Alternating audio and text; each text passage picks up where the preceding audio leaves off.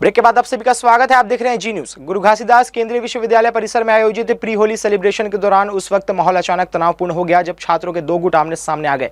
जानकारी के अनुसार कार्यक्रम के दौरान किसी बात को लेकर शुरू हुई कहासुनी धीरे धीरे बढ़ती गई और देखते ही देखते विवाद हिंसक झड़प में बदल गया, जिससे पूरे कैंपस में अफरा तफरी का माहौल बन गया। बताया जा रहा है कि यह कार्यक्रम अखिल भारतीय विद्यार्थी परिषद द्वारा आयोजित किया गया था। प्रत्यक्षदर्शियों के मुताबिक बहस इतनी तेजी से बढ़ी कि कुछ ही पलों में छात्र एक दूसरे पर हाथापाई करने लगे। मौके पर मौजूद अन्य स्थिति को शांत कराने की कोशिश करते रहे, लेकिन विवाद थमता नजर नहीं आया। घटना का एक वीडियो भी सामने आया है जिसमें छात्र खुलेआम एक दूसरे पर मुक्के और लात घूंसे बरसाते दिख रहे हैं। वीडियो में साफ दिखाई देता है कि कैंपस के बीचों बीच हुई इस मारपीट को रोकने में सुरक्षाकर्मी भी शुरुआती समय में असहाय नजर आए, जिससे सुरक्षा व्यवस्था को लेकर सवाल खड़े होने लगे हैं। घटना के बाद विश्वविद्यालय प्रशासन ने मामले को गंभीरता से लेते हुए जांच शुरू कर दी है। अधिकारियों का कहना है कि वायरल वीडियो के आधार पर उपद्रवी छात्रों की पहचान की जा रही है और दोषियों के खिलाफ नियमानुसार कार्रवाई की जाएगी। साथ ही भविष्य में इस तरह की घटनाएं न हो, इसके लिए कैंपस सुरक्षा व्यवस्था की समीक्षा भी की जा रही है। छत्तीसगढ़ के बीजापुर जिले में सुरक्षा बलों को बड़ी सफलता मिली है। जांगला थाना क्षेत्र के इंद्रावती नदी इलाके में हुई मुठभेड़ में 2 वर्दीधारी माओवादी मारे गए। संयुक्त ऑपरेशन के दौरान घटनास्थल से हथियार, विस्फोटक सामग्री और माओवादी सामग्री भी बरामद की गई है। जानकारी के अनुसार माओवादियों की मौजूदगी की विशेष सूचना मिलने पर सुरक्षा बलों की संयुक्त टीम अभियान पर निकली थी। 26 फरवरी की सुबह करीब 6 बजे से सुरक्षा बलों और माओवादियों के बीच रुक रुक कर फायरिंग होती रही। मुठभेड़ के बाद सर्च ऑपरेशन में 2 माओवादी कैडरों के शव बरामद किए गए। पुलिस अधीक्षक डॉक्टर जितेंद्र कुमार यादव ने बताया कि मारे गए माओवादियों की पहचान भैरमगढ़ एरिया कमेटी सदस्य हिचामी मड्डा और मनकी पोडियम के रूप में हुई है। दोनों पर 5-5 लाख रुपए का इनाम घोषित था। मुठभेड़ स्थल से SLR rifle, INSAS rifle, 12 bore बंदूक, ग्रेनेड, डेटोनेटर और अन्य माओवादी सामग्री बरामद की गई है। फिलहाल क्षेत्र में DRG, Bastar fighters, STF, CRPF और कोबरा की टीमों द्वारा व्यापक सर्च ऑपरेशन जारी है ताकि इलाके में किसी अन्य माओवादी की मौजूदगी की पुष्टि की जा सके। पुलिस अधिकारियों ने कहा है कि सुरक्षा बल क्षेत्र में शांति और लोगों की सुरक्षा के लिए लगातार अभियान चला रहे हैं और हिंसा छोड़कर मुख्य धारा में शामिल होने के लिए माओवादी कैडरों से अपील भी की गई है। रतनपुर थाना क्षेत्र में एक दर्दनाक सड़क हादसे ने इलाके को झकझोर कर रख दिया है। बेलतरा स्थित राष्ट्रीय राजमार्ग पर तेज रफ्तार ट्रेलर की चपेट में आने से बाइक सवार महिला की मौके पर ही मौत हो गई, जबकि उसका पति गंभीर रूप से घायल हो गया। हादसे के बाद इलाके में अफरा तफरी का माहौल रहा। मिली जानकारी के मुताबिक सलखा निवासी 51 वर्षीय गीता कश्यप अपने पति रामायण कश्यप के साथ बाइक से जा रही थी। बेलतरा के पास दोनों हाईवे पार कर रहे थे, तभी तेज गति से आ रहे ट्रेलर ने उन्हें जोरदार टक्कर मार दी। टक्कर इतनी भीषण थी कि गीता कश्यप ने घटनास्थल पर ही दम तोड़ दिया, जबकि उनके पति गंभीर रूप से घायल होकर सड़क पर गिर पड़े। हादसे की सूचना मिलते ही पुलिस मौके पर पहुंची और घायल को तत्काल अस्पताल भिजवाया गया। स्थानीय लोगों की भीड़ मौके पर जुट गई और कुछ समय के लिए यातायात भी प्रभावित रहा।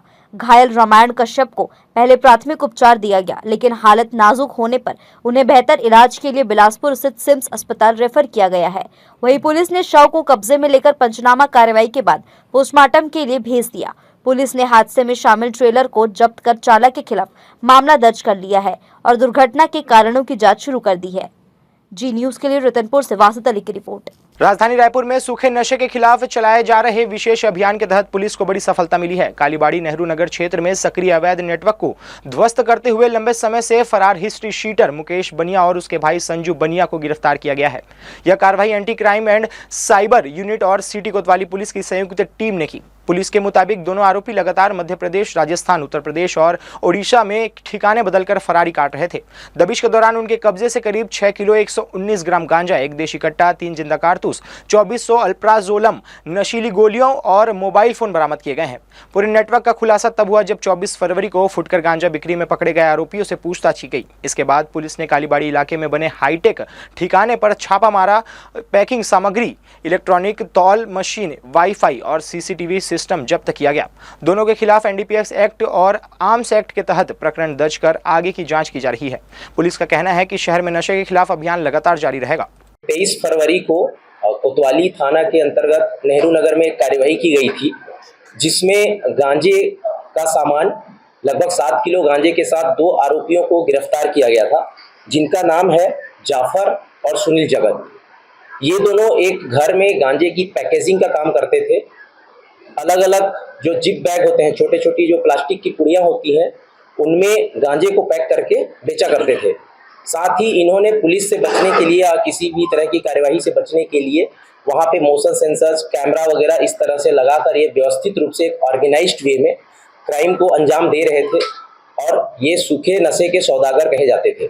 लेकर रायपुर कमिश्नरेट के द्वारा लगातार कार्रवाई की जा रही है और इसी क्रम में कोतवाली पुलिस के द्वारा और साइबर की टीम के द्वारा वहां का जो हिस्ट्री सीटर बदमाश है मुख्य भाई संजू को गिरफ्तार किया गया है। उनके पास से लगभग 6 किलोग्राम गांजा, एक देसी कट्टा, कुछ कारतूस और नशीली टेबलेट भी बरामद किया गया है और इनको गिरफ्तार करके एनडीपीएस और आर्म्स का मामला दर्ज किया गया है और विधिवत न्यायिक अभिरक्षा में इनको भेजा जा रहा है। जांजगीर चांपा जिले के बलौदा थाना क्षेत्र में सुने मकान का ताला तोड़कर हुई चोरी के मामले में पुलिस ने त्वरित कार्रवाई करते हुए महज 24 घंटे के भीतर 2 आरोपियों को गिरफ्तार कर लिया है। इस कार्रवाई में क्षेत्र में पुलिस की सक्रियता और कार्यकुशलता की सराहना हो रही है। प्रार्थी संजय मीरी 16 फरवरी को पारिवारिक कार्यक्रम में शामिल होने के लिए घर से बाहर गए थे।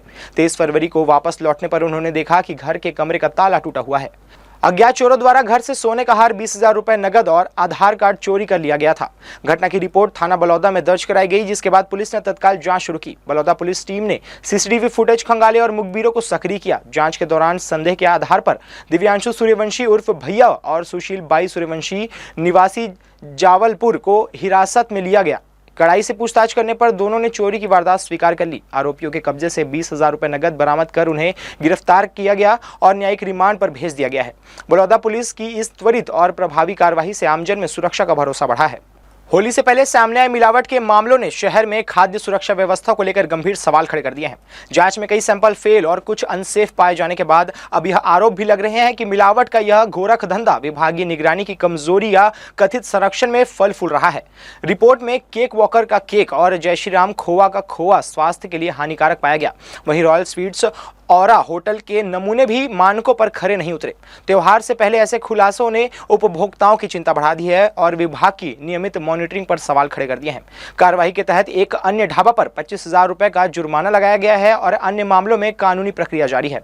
हालांकि जानकारों का कहना है कि अगर निगरानी और सख्ती पहले से प्रभावी होती तो इतनी बड़ी संख्या में नमूने फेल होने की नौबत नहीं आती। अब पूरे मामले को लेकर जवाबदेही तय करने की मांग तेज हो गई है। आम लोगों और उपभोक्ता संगठनों का कहना है कि मिलावट के खिलाफ सिर्फ कार्रवाई ही नहीं बल्कि सिस्टम की पारदर्शिता और नियमित सख्त जांच ही इस गोरख धंधे पर स्थायी रोक लगा सकती है। बिलासपुर शहर वासियों को सस्ती दर पर स्वच्छ पेयजल उपलब्ध कराने के उद्देश्य से नगर निगम द्वारा विभिन्न सार्वजनिक स्थानों पर आरओ वाटर प्लांट स्थापित किए गए थे। इन प्लांटों के माध्यम से लोग मात्र 1 से 2 रुपए का सिक्का डालकर ठंडा और शुद्ध पानी प्राप्त कर सकते थे। खासतौर पर राहगीरों, मरीजों के परिजनों और आमजन नागरिकों को इससे बड़ी राहत मिलती थी। नेहरू चौक, राघवेंद्र राव सभा भवन और जिला अस्पताल जैसे प्रमुख स्थानों पर लगाए गए इन प्लांटों का उद्देश्य बाजार में महंगे पानी पर निर्भरता कम करना था। लेकिन वर्तमान में अधिकांश आरओ वाटर प्लांट बंद पड़े हैं या तकनीकी खराबी के कारण काम नहीं कर रहे हैं। नियमित मेंटेनेंस और देखरेख के अभाव में मशीनें जर्जर हो चुकी है। कई स्थानों पर प्लांट पूरी तरह अनुपयोगी हो गए हैं, जिससे लोगों को फिर से बोतल बंद पानी खरीदने या अन्य स्रोतों पर निर्भर रहना पड़ रहा है। फिलहाल शहर के प्रमुख स्थानों पर लगे आरओ वाटर प्लांटों को बदहाल स्थिति नागरिकों की चिंता का विषय बनी हुई है। अब शहरवासियों की निगाहें नगर निगम की आगामी कार्रवाई पर टिकी है। देखना होगा कि टेंडर प्रक्रिया कितनी जल्द पूरी होती है और लोगों को सस्ती दर पर स्वच्छ पेयजल की सुविधा कब तक दोबारा मिल पाती है। गर्मी को देखते हुए सभी जोन कमिश्नरों को निर्देशित किया गया है कि जो जो कमियां हैं उसका फाइल बना लीजिए और टाइम से पहले आप टेंडर करके, चाहे मोटर पंप हो, चाहे क्लोरीन लिफ्टिंग का हो या अदर वर्क का हो, चाहे आपका टैंकर का हो, सब हमने वैकल्पिक व्यवस्था को बोल दिया गया है। हम लोग उसमें पेयजल संकट को देखते हुए व्यवस्था दुरुस्त करेंगे। लोरमी में बिजली चोरी के खिलाफ बिजली वितरण कंपनी ने बड़ी कार्रवाई करते हुए 31 लोगों को अवैध कनेक्शन से बिजली उपयोग करते पकड़ा है। विजिलेंस टीम के साथ संयुक्त छापामार कार्रवाई में फार्म हाउस, बिग बाजार और ज्वेलर्स सहित कई प्रतिष्ठानों में अनियमितताएं सामने आई है। सभी आरोपियों के खिलाफ प्रकरण दर्ज कर पुलिस को सौंप दिया गया है। लगातार मिल रही शिकायतों के आधार पर विशेष टीम बनाकर जांच की गई। कार्रवाई के दौरान अंजलि बिग बाजार, दिनेश ज्वेलर्स और अनिल सलूजा फार्म हाउस सहित कई स्थानों पर मीटर बाईपास, डायरेक्ट हुकिंग और घरेलू कनेक्शन का व्यावसायिक उपयोग करते हुए बिजली चोरी पकड़ी गई। टीम ने मौके पर ही कनेक्शन काटकर पंचनामा तैयार किया और सभी आरोपियों के खिलाफ बिजली चोरी का मामला दर्ज कराया। इस कार्रवाई से क्षेत्र में हड़कंप मच गया और अन्य उपभोक्ताओं में भी सतर्कता देखी गई। बिजली कंपनी ने स्पष्ट किया है कि बढ़ती मांग को देखते हुए चोरी के मामलों में सख्त कानूनी कार्रवाई की जाएगी और दोषियों के प्रकरण न्यायालय में प्रस्तुत किए जाएंगे। जैसे जैसे गर्मी बढ़ रहा है और खास करके जब एसी कूलर चालू होता है उस समय बिजली की चोरी की जो मात्रा है वो अब बढ़ जाती है निश्चित रूप से। तो इसको ध्यान में रखते हुए हमारे यहाँ एक मास चेकिंग होता है जिसमें हम लोग एक को एक साथ इकट्ठा करते हैं और विशेष क्षेत्रों में जाके चेक करते हैं। उसी तारतम्य में कि कल लोरमी में ये जांच किया गया है और जिसमें लगभग 28 लोगों को जो बिजली चोरी करते पाया गया है उसका प्रकरण बनाकर एफआईआर के लिए थाना लोरमी में दिया गया है। Chhattisgarh state power distribution company limited ने विद्युत उपभोक्ताओं की सुविधाओं को बढ़ाते हुए बिलासपुर में अत्याधुनिक मीटर टेस्टिंग लैब की शुरुआत कर दी है। तिफरा स्थित कार्यालय परिसर में स्थापित इस लैब के शुरू होने से अब उपभोक्ताओं को मीटर खराबी और गलत बिलिंग जैसी समस्याओं से जल्द राहत मिलेगी। अब तक मीटर जांच के लिए उपकरणों को भिलाई स्थित लैब भेजना पड़ता था, जिससे प्रक्रिया में काफी समय लगता था। नई लैब के शुरू होने से जांच प्रक्रिया स्थानीय स्तर पर पूरी हो सकेगी, जिससे उपभोक्ताओं और विभाग दोनों को समय की बचत के साथ पारदर्शिता का लाभ मिलेगा। कार्यपालक निदेशक ए.के. अंबस्ट ने बताया कि करीब 2 करोड़ रुपए की लागत से स्थापित सेंट्रल टेस्टिंग लैब में पुराने और स्मार्ट दोनों प्रकार के मीटर की जांच की जाएगी। साथ ही ऑटोमेटिक टेम्पर मशीन के जरिए 84 तरह की टेम्परिंग की भी जांच संभव होगी। इस लैब का लाभ बिलासपुर, मुंगेली, कोरबा, गौरेला, पिंडरा, मरवाही समेत रायगढ़ और सरगुजा संभाग के कई जिलों के उपभोक्ताओं को मिलेगा। अधिकारियों का कहना है कि इससे सही रीडिंग, सही बिलिंग और शिकायतों के त्वरित समाधान के साथ उपभोक्ता सेवाओं की गुणवत्ता में बड़ा सुधार होगा। गुरुवार को डीपी विप्र महाविद्यालय में विकसित भारत संभावनाएं एवं चुनौतियां, समाज, राजनीति एवं व्यापार के संदर्भ विषय पर राष्ट्रीय शोध संगोष्ठी का आयोजन किया गया। कार्यक्रम में प्रशासनिक अधिकारियों के साथ साथ विषय विशेषज्ञ और शिक्षाविद मुख्य वक्ता के रूप में उपस्थित रहे। संगोष्ठी का उद्देश्य बदलते भारत के सामाजिक, राजनीतिक और व्यावसायिक परिदृश्य में उभरती संभावनाओं एवं चुनौतियों पर गहन मंथन करना था। मुख्य वक्ताओं ने विकसित भारत की परिकल्पना में राजनीति की भूमिका, नीतिगत सुधारों, सुशासन तथा पारदर्शिता पर अपने विचार रखे। वहीं व्यापार के संदर्भ में स्टार्टअप, संस्कृति, नवाचार, डिजिटल अर्थव्यवस्था और वैश्विक प्रतिस्पर्धा की चुनौतियों पर विशेष फोकस किया गया। संगोष्ठी के दौरान यह भी रेखांकित किया गया कि शिक्षा संस्थानों की जिम्मेदारी केवल डिग्री तक सीमित नहीं है, बल्कि छात्रों को भविष्य के अवसरों के लिए तैयार करना आवश्यक है। विद्यालय प्रबंधन ने विशेषज्ञों के माध्यम से युवाओं को मार्गदर्शन प्रदान कर उन्हें नवाचार और आत्मनिर्भरता की दिशा में प्रेरित करने का प्रयास किया। कार्यक्रम का समापन संवादात्मक सत्र और धन्यवाद ज्ञापन के साथ हुआ। अभिनंदन करता हूँ दोस्तों। खासकर आप देखें कि विकसित भारत आज का जो टॉपिक है, कि विकसित भारत भारत सरकार की 1947 तक देश को एक विकसित राष्ट्र बनाने, आर्थिक, सामाजिक, राजनीतिक रूप से बनाने की एक महत्वाकांक्षी सरकार की योजना है, जो आत्मनिर्भर युवाओं की भागीदारी और सुशासन पर निश्चित रूप से केंद्रित है। हमारा देश विश्व की सबसे बड़ी लोकतांत्रिक व्यवस्था वाला देश है, जो तेजी से विकास की ओर निश्चित रूप से अग्रसर हो रहा है। छत्तीसगढ़ से मध्य प्रदेश और उत्तर प्रदेश को जोड़ने वाला राष्ट्रीय राजमार्ग 45 अब नए और आधुनिक स्वरूप में नजर आएगा। रतनपुर से केवची तक बन रही RMKK मार्ग परियोजना पर लगभग 800 करोड़ रुपए खर्च किए जा रहे हैं। 84 किलोमीटर लंबी सड़क को अत्याधुनिक तकनीक से तैयार किया जा रहा है, जिससे अमरकंटक और उत्तर भारत की ओर जाने वाले यात्रियों को बड़ी राहत मिलेगी। यह परियोजना क्षेत्रीय विकास और आवागमन की दृष्टि से मील का पत्थर मानी जा रही है। परियोजना के पहले चरण में रतनपुर से केंदा तक लगभग 35 किलोमीटर सड़क का निर्माण तेजी से जारी है और इसे जून तक पूरा करने का लक्ष्य रखा गया है। दूसरे चरण में केवची से कारियाम तक निर्माण कार्य शुरू किया जाएगा। अधिकारियों के अनुसार अब तक 35 किलोमीटर सड़क का डामरीकरण किया जा चुका है और शेष कार्य भी निर्धारित समय सीमा में पूरा करने का प्रयास किया जा रहा है। सबसे चुनौतीपूर्ण हिस्सा बंजारी घाट है, जहां लगभग 5 किलोमीटर लंबा एलिवेटेड हाईवे बनाया जाएगा। यहां पहाड़ियों को करीब 20 मीटर तक काटकर 10 खतरनाक मोड़ों को समाप्त किया जा रहा है, ताकि मार्ग पूरी तरह सीधा और सुरक्षित बन सके। 40 फीट चौड़ी 2 लेन सड़क बनने से वाहन चालकों को ऊंचे नीचे रास्तों और तीखे मोड़ों से राहत मिलेगी, जिससे सफर आसान और सुरक्षित होगा। इसके अलावा खोडरी रेलवे क्रॉसिंग पर लगभग 140 करोड़ रुपए की लागत से ओवरब्रिज का निर्माण किया जा रहा है। इससे जाम की समस्या खत्म होगी और यात्री बिना रुके सुरक्षित यात्रा कर सकेंगे। अधिकारियों का दावा है कि निर्माण कार्य तेजी से प्रगति पर है। अब सभी की नजरें इस महत्वाकांक्षी परियोजना के तय समय में पूर्ण होने पर टिकी हुई है, जो छत्तीसगढ़ से यूपी तक की यात्रा को और अधिक तेज व सुगम बना देगी। देखिए, फॉरेस्ट क्लियरेंस अभी हमको मिला था, जिसका फिर फॉरेस्ट के पेड़ काटने का मुआवजा हमने चुका दिया था।